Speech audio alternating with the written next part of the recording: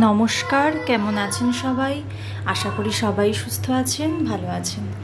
আমার চ্যানেলের ছোট্ট একটি ব্লগে সবাইকে স্বাগত। তো ব্লগটা শুরুই করলাম আমি কুট্টুসের দুষ্টুমি দিয়ে। আমরা আজকে একটু বেরোবো বাইরে, তাই রেডি হচ্ছি। আর এদিকে কুট্টুসও রেডি হচ্ছে, ওর বাবাই রেডি করাচ্ছে। জুতোটা আমি পরাতে গেছিলাম, কিন্তু এত দুষ্টুমি করছে আমি পারলাম না। বাধ্য হয়ে ওর বাবা বললো যে আমি পরিয়ে দিচ্ছি। আমার দুই ছেলেই বাবার খুবই বাধ্য, আর ওরা বাবার কাছে একদম বাধ্য ছেলের মতো সব কিছু করে নেয়। তো তারপরে এই যে আমরা সবাই বেরিয়েও পড়লাম। আমরা যাব আজ ভেগা সার্কেল। তো এটা হচ্ছে ওই আমরা থাকি শালুগড়া থেকে বেশিক্ষণ না, টোটোতে মিনিট 5 লাগে।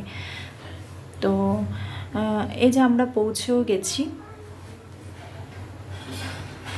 এটা হলো ওই শিলিগুড়িতেই ওই 3rd মাইল বলে একটা জায়গা আছে ওখানে। তো এই যে ঢুকেই বেশ ভালো লাগলো, ছেলেও খুব আনন্দ পেল এরকম একটা ছোট্ট একটা টয় ট্রেন দেখে। জায়গাটা বেশ সুন্দর, খুবই সুন্দর, পরিবেশটাও খুব সুন্দর, আর অনেক মানুষের ভিড়ও ছিল।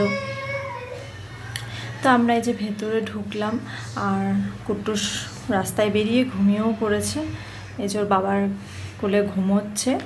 তো আমরা একটু ঘুরবো, ঘুরে আমরা 4th ফ্লোরে যাব। তো ওখানে গিয়ে একটু কিছু খাওয়া দাওয়া করব। আসলে বাড়ি থেকে অনেকটা দূরে আছি, আর বড় ছেলেও ছোট ছিল, দুজনই একা, আর বড় ছেলের একটু রিফ্রেশমেন্টের প্রয়োজন একঘেয়েমি লাইফে।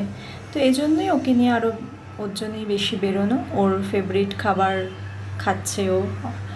তো যাই হোক, খাওয়া দাওয়া সেরে আমরা আবার আমাদের বাড়ির দিকে, মানে রুমের দিকে আবার রওনা দেব।